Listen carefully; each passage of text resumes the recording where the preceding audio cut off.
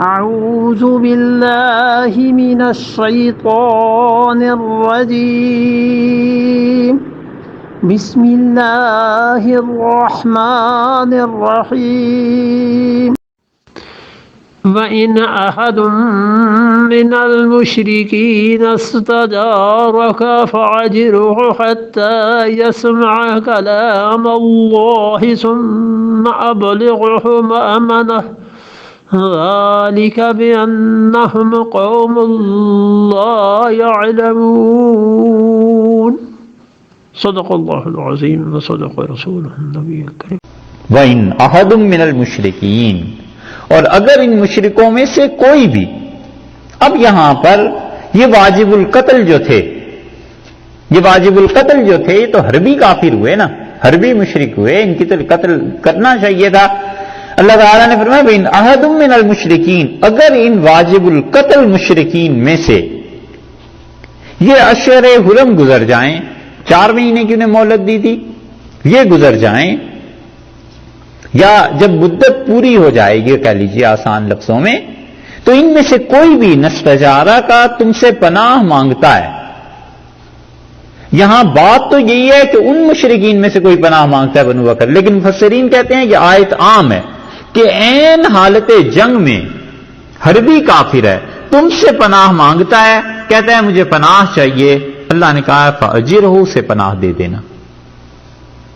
یہ نیا حکم آ گیا کہ وہ اترا ہے جنگ کے لیے اور اس نے فرض کیجئے 500 مسلمانوں کو مار دیا اور اس نے اپنی گن پھینک دی اور اس سے کہا مسلمانوں میں پناہ چاہتا ہوں، اللہ نے کہا فَأَجِرْهُ، سے پناہ دے دو، حتیٰ،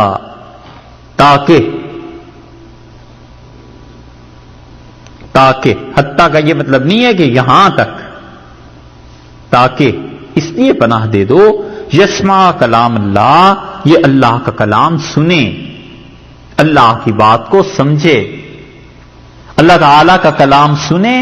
بظاہر قرآن ہے نا، لیکن حقیقت اس کی یہ ہے کہ دین کو سمجھنا مراد ہے، کہ دین کو یہ سمجھنا چاہتا ہے۔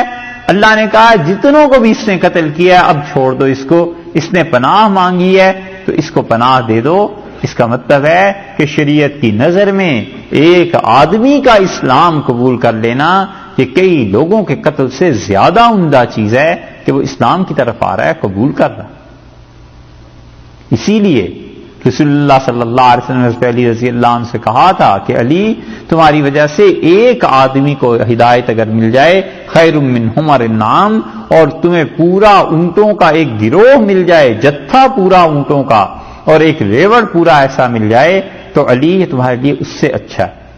اونٹوں کا ریوڑ تو نہیں ہوتا، کیا ہوتا ہے؟ تو قافلہ کہاں سے، وہ تو قطار در قطار چلتے ہیں، ہم تو گروہ کی بات کریں۔ کاروان تو اور چیز ہے، قافلہ اور چیز، قافلہ ہے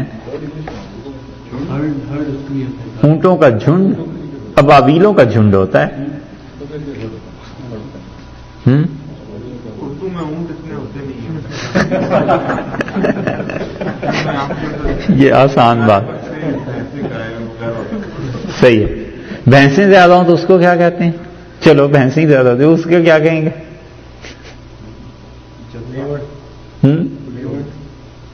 ریوڑ بکریوں کا، جتھا انسانوں کا۔ یہ الفاظ ایسے ہی ہیں، بہت بہت یعنی تحقیق کے بعد اندازہ ہوتا ہے کہ الفاظ کیا ہیں۔ جیسے گھر ہے نا، تو اب گھر انسانوں کا ہوتا ہے، اور گھوڑوں کا گھر استبل ہو گیا، اور گدھوں کا طویلہ، اور ہیں گھاٹ بکری کے پانی پینے کی جگہ بکریوں کے، اور شیر کی، ہاں شیر اور بکری ایک گھاٹ پانی پیتے تھے، لیکن گھر کی بات کروں، شیر کے گھر کو کیا کہیں گے؟ کچھار۔ سانپ کا گھر ہیں بل، چوہے کا گھر ہوتا ہے، سانپ کا گھر بمبی۔ اور چلو یار تفسیر پڑھنی ہے، اردو پڑھنی۔ اللہ تعالیٰ نے فرمایا اسے پناہ دو، یہاں تک کہ یسمع کلام اللہ، وہ اللہ کی بات کو تاکہ اس کا ترجمہ حتیٰ کا کیا گیا ہے، تاکہ یعنی کیوں پناہ ہم اسے دیں. اللہ تعالیٰ نے کہا یسمع کلام اللہ، تاکہ وہ اللہ کی بات کو سنے. ترجمے میں فرق دیکھیے، اگر ترجمہ کریں کہ یہاں تک کہ وہ اللہ کی بات کو سنے تو اس کا مطلب ہے کہ وہ سنے، اس سے سناؤ جبرن.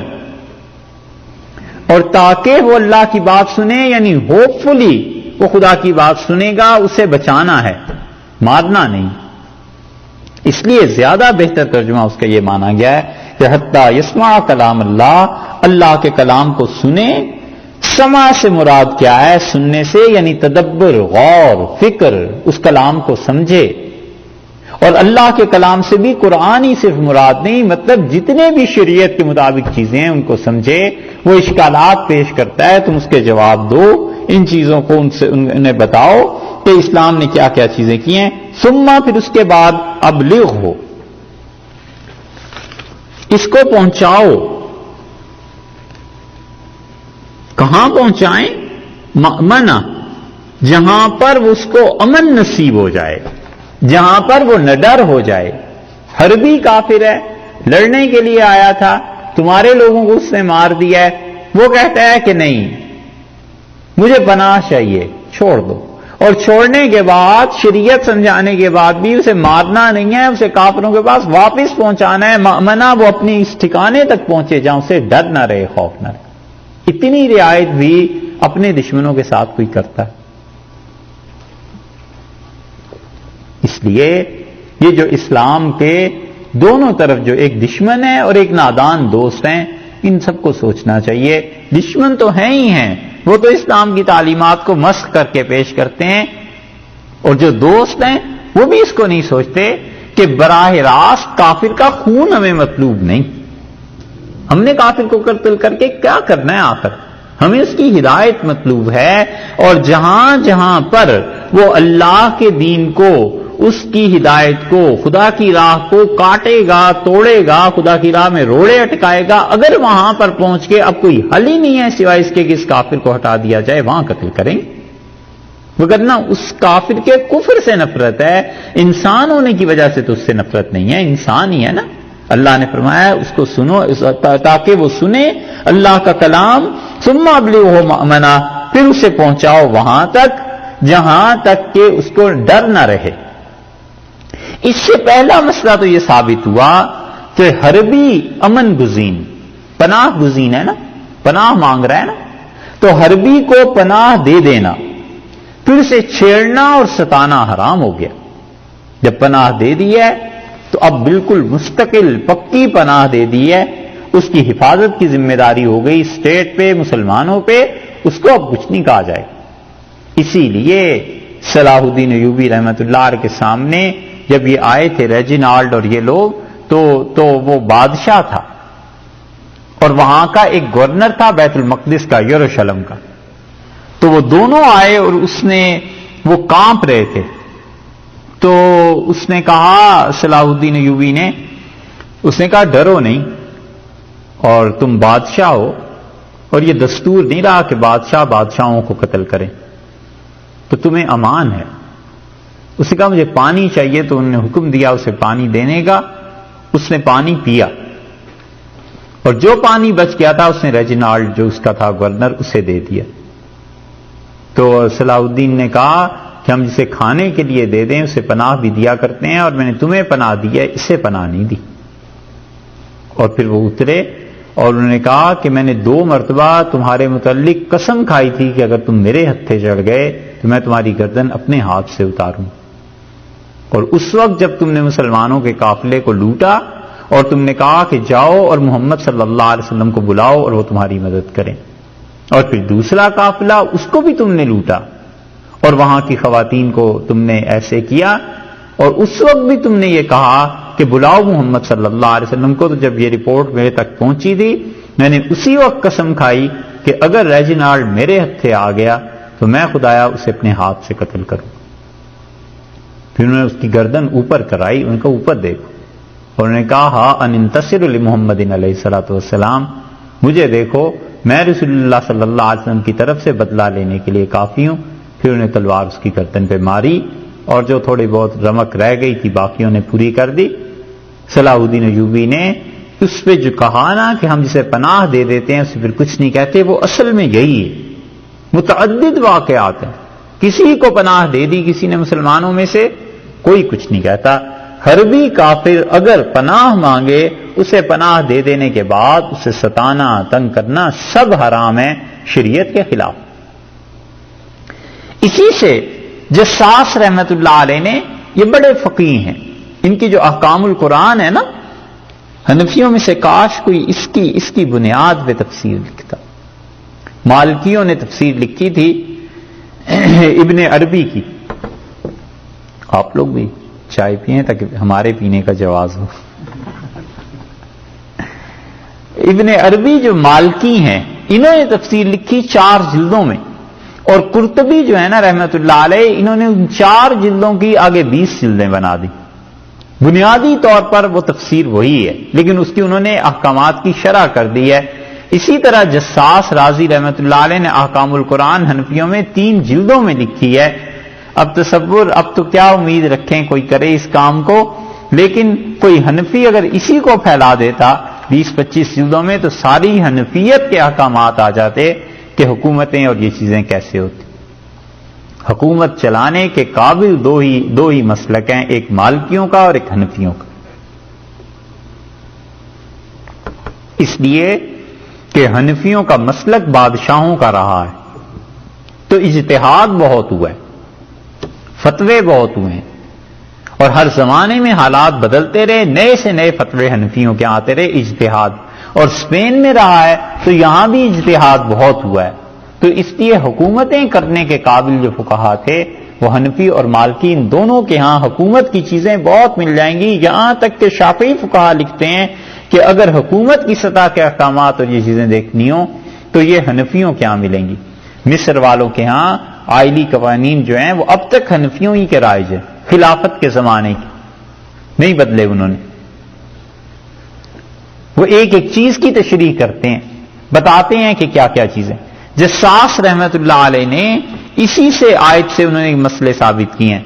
ایک تو یہ کہ حربی کافر اگر پناہ مانگے اسے پناہ دی جائے، اور دوسرے وہ کہتے ہیں کہ اس کا مطلب یہ ہے کہ جو ذمی ہیں ان کی حفاظت ضروری ہے، کیونکہ اگر حربی کافر جو ہے وہ پناہ مانگتا ہے اس کی حفاظت ضروری ہے، تو ذمی تو اس سے کم درجے کا ہے بھائی، وہ تو آپ کی اسٹیٹ میں رہتا ہے، وہ آپ کا دشمن بھی نہیں ہے، تو اس کی حفاظت اس سے زیادہ ضروری ہے۔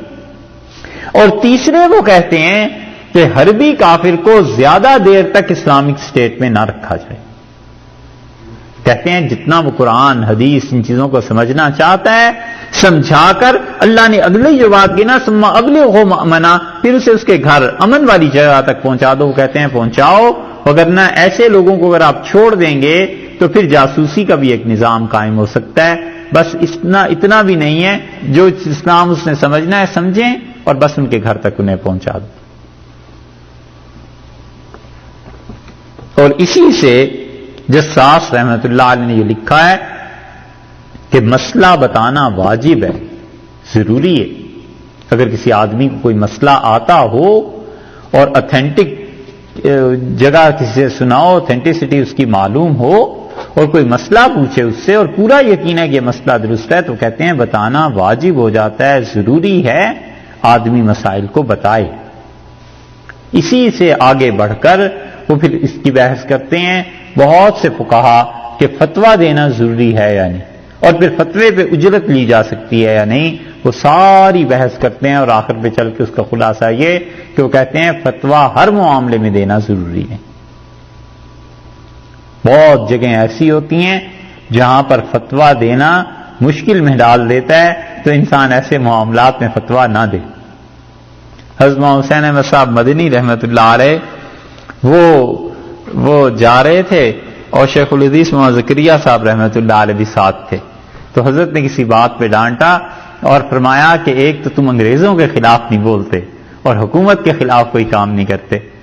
تو حضرت نے کہا کہ حضرت یہ تو آپ ہی کا حصہ ہے، انگریزوں کے خلاف بولنا اور یہ جیلیں اور یہ مصیبتیں، یہ ہمارے بس کی بات نہیں ہے، اور مدرسے میں پڑھائیں یا جیلوں میں جا کے رہیں۔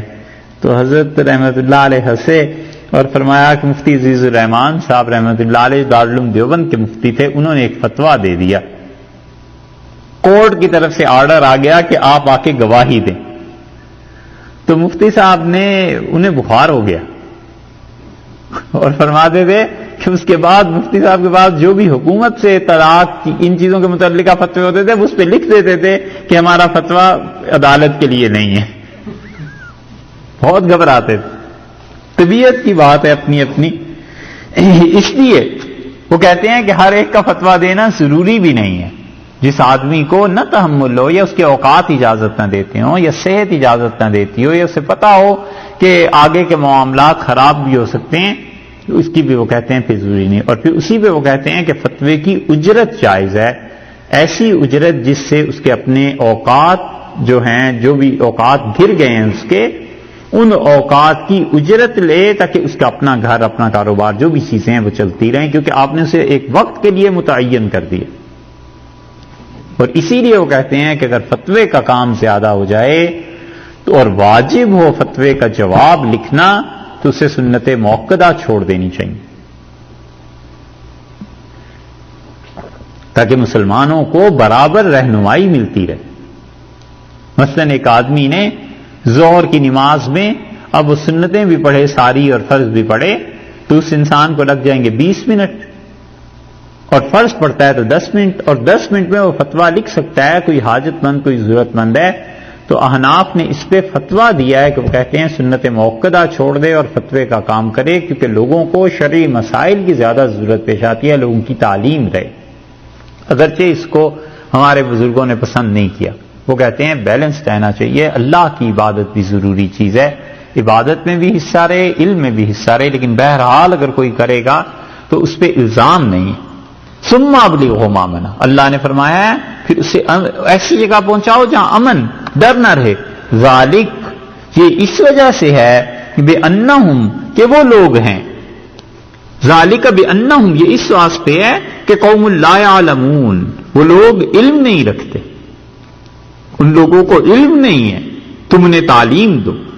دیکھا کتنی پیاری بات اللہ نے بتائی ہے، ان کافروں کو علم نہیں ہے، لڑنے آ گئے ہیں تم سے، مار دیا ہے انہوں نے، حربی کافر ہے، نہیں اب بھی نہیں۔ اگر وہ کہتا ہے کہ اللہ کے دین کو سمجھنا ہے تو اسے پناہ دو، اسے سکھاؤ، تعلیم دو۔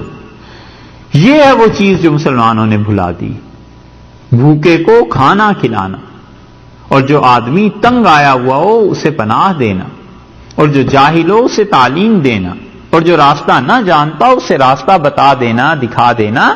یہ چیزیں اسلام نے بتائی ہیں کہ یوں کام کرو۔ یہ تھوڑا ہی ہے کہ ہر جگہ اٹھ کے لڑنا شروع کرتے ہیں اور کافر ہیں، اسے مارو، اسے قتل کرو۔ اللہ نے فرمایا بِأَنَّهُمْ قَوْمٌ لَا يَعْلَمُونَ، اس لیے کہ یہ قوم ایسی ہے جس میں علم نہیں ہے۔ تو جب علم نہیں ہے تو یہاں پر بتا دیا کہ بے خبری اور علم کا نہ ہونا دلیل ہو گئی اس کی کہ اسے عذاب نہیں ہوگا۔ بچا لیا نا دنیا میں، اسے بچ گیا، حربی کافر دنیا میں بچ گیا۔ اسی طرح آخرت میں اگر اس انسان تک پیغام پہنچا ہی نہیں ہے تو وہ انسان اس کی بچت ہو جائے گی۔ حضرت مجدد رحمۃ اللہ علیہ نے اپنے مکتوبات میں اس میں کافی تفصیل سے لکھا ہے